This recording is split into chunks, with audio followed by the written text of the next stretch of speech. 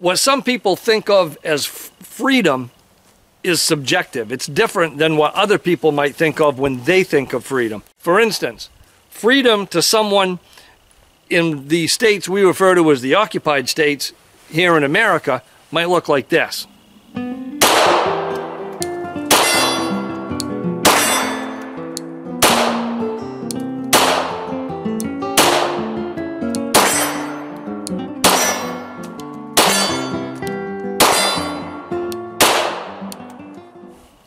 While freedom in the free states here in the United States of America really looks more like this.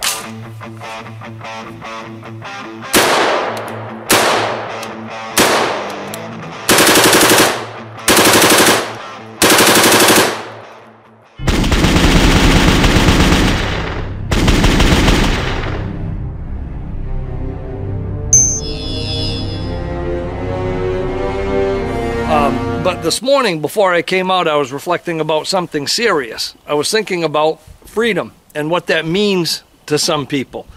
And that led me to think a little bit about what's going on in New Zealand with the act of one crazy person that ran into a group of unarmed people and shot a whole bunch of them because they had nobody there that could stop him. Because of that, their, whatever they call it, Grand Poobah, esteemed leader, prime minister, president, whatever system it is that they have, she has decided that they're going to take more guns away from citizens, from people that didn't do anything, which to me is just lunacy. We've already given enough power to the people that don't follow the rules, and to take a situation where somebody doesn't follow any of the laws or rules, whether it be written law, moral law, normal human law, they don't follow it. And for the answer to that to be, let's disarm the innocent citizenry even more, doesn't make any sense. So they're facing another loss of freedom. Then I'm looking in my own home. You shouldn't look outside at neighbors if you have glass houses, and we've got a few glass houses right here in the United States, like California, New Jersey, New York. We have plenty of glass houses. California recently got a quick break from the tyranny that's had them under their thumb for some 20 years in the form of magazine capacity bans. They picked an arbitrary number of rounds, which would be reasonable or legal, at 10 rounds. Now, I don't know why anyone considers it, reasonable. Most of the firearms that are sold, the manufacturers don't even make magazines as small as 10 rounds, except now to take care of this special California market and the market of some of those other states that are behind, the Iron Curtain here in the U.S. But the last week of March into the first week of April, the citizens there were given a reprieve. A judge finally looked at that ban and said, this is not constitutional. Magazines are part of arms, and that right shall not be infringed. So it was thrown out. So immediately, standard capacity magazines, 17-round Glock magazines, 30-round rifle magazines, that all of the normal standard ones that the rest of us use that the industry manufactures on its own, were immediately legalized for the first time in 20 years. All of this new technology that's come in within the last 20 years that these people in California have never been able to have because the law has always been, they can't. Well, it was opened up and the floodgates opened and freedom in the form of magazines started flowing to the West Coast. And of course, it didn't take long before they shut it back down, some type of tomfoolery to stay the original order. So now the ban is back. However, people can always look back at this week of freedom, this last week in March to the first week of April in 2019, and whatever it is that they have in their possession that they couldn't have possibly had in the 20 years previous, well, they got it that week. And it's perfectly legal. And I hope we get an actual court that looks at it based on its constitutionality rather than some ridiculous activist court like they've been under for so long. It's simply not right. Now, I live in a free state, in the state of Maine. There are virtually no gun laws outside of whatever federal law is. And there are a lot of states that are like that. Free states. Maine is a wonderful free state. New Hampshire is a wonderful free state.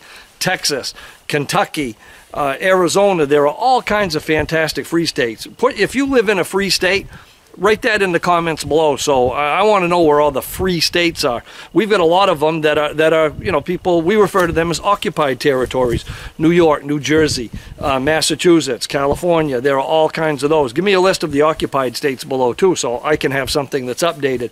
But we're fast to discount them. And when I say we, I mean people on social media, people on the internet. It's not uncommon to hear somebody say, to hell with the people in California, or to hell with the people in Massachusetts if they don't like freedom. Well, I don't think it's the people. I think the problem is the government. I think everybody, regardless of where they're born or where they reside, desire freedom. Everyone has freedom in their heart, a desire for freedom. And it's based on where you live and what kind of tyranny you've been under for what you decide is reasonable freedom. I found the longer someone has been living in an area where freedom is oppressed, the more they think that the rules they have are reasonable. And anything from a free state, like the ones I mentioned previously, are thought of as radical. And that's some scary stuff. I was talking to a friend in Australia. It was probably 12 or 13 years ago, and I was asking, how long do you think it's going to be before your rights are restored, your freedom is restored? Australia used to be a rugged, individualistic, self-sustaining type of culture, and it's only, somewhat recently, within the last generation, that they've gone crazy and have lost so many freedoms. And the word that I got, the statement that I got was terrifying. He told me, we'll probably never have it back. And I couldn't believe it, because I had always thought of our brothers in Australia as fighting as hard as we would here in the free states of the United States, and they would want that freedom back. But the problem is, in the 18 or 20 years since they've lost their freedoms, so many new people have gotten involved that have never tasted that freedom. They've never known it. They've never felt it. They can't comprehend it. And they just don't have the will to fight anymore. And that's a horrible thing. Within a single generation, they've gone from a fist in the air and not standing for the tyranny that was oppressing them to, we'll probably never get our rights back. That's terrible. So to all the free, common sense, freedom-minded people, liberty-minded people in New Zealand, I hope you fight for it. I hope you don't go down without a fight, that you allow your rights as law-abiding citizens to be taken away because some lunatic did something evil, because lunatics are always going to do evil. Disarming you and I to protect ourselves against it potentially has no effect on that. So I hope that you fight. To our friends in California, keep up the fight. You just got a reprieve from tyranny that a lot of people didn't think was possible.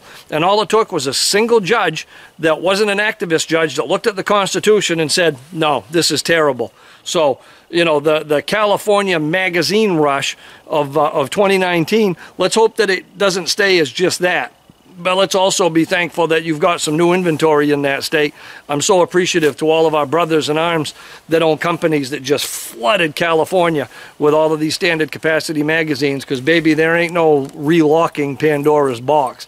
You've got it there, and now hopefully you can fight to make it permanent. Don't settle for less than what your interpretation of freedom, of individual liberties, of the right to self-preservation really is. Don't settle for less than that.